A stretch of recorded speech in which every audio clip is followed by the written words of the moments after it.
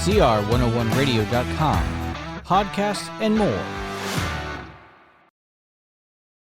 7. Fear and Truth. November the 15th, 1955. Good morning, friends. Fear has many faces and assumes many forms. To deal honestly with our fears is difficult because it involves dealing honestly with ourselves. One striking form of fear is claustrophobia, the fear of being confined, the dread of being cooped up in a little space. Some people have a great horror of being hemmed in and shut up and often find it an impossibility to endure any situation tending thereto. There is a very real sense in which men feel a strong sense of claustrophobia when confronted by truth.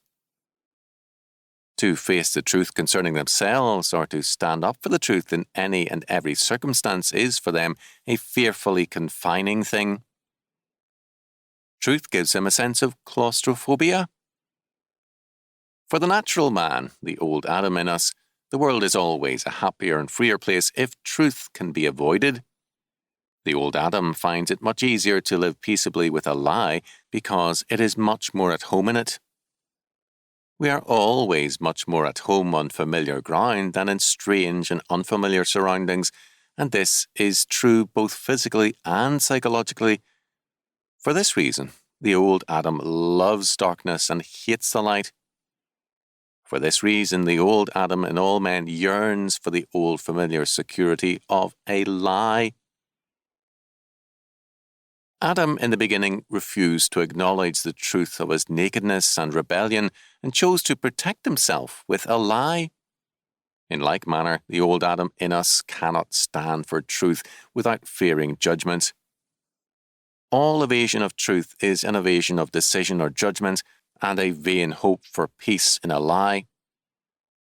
But there is no rest, saith my God to the wicked. For the man living in flight from truth and under the cover of a lie, there is only an avenging conscience and a nagging guilt. The straight and narrow way of truth seems thick with troubles, but it proves to be strong with a power not our own. The broad and easy way of the living lie, on the other hand, proves to be increasingly confining and tends to destruction. The question is thus again one of security. Can anything ever give security short of God and our obedience to Him?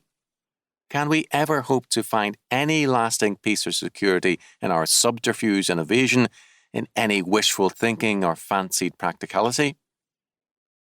The truth seems dangerous to men because it involves a trust, not in our own devices, but in the providence of God. The truth seems dreadfully confining because it requires that we commit ourselves, against our own personal interests, to the requirements of God and His Word. In other words, the requirement of truth is that we stand when necessary against ourselves because God's commandment has priority over our needs and wishes. And this we can only do by the grace of God and through Jesus Christ, because it goes completely against the grain of the old Adam in us.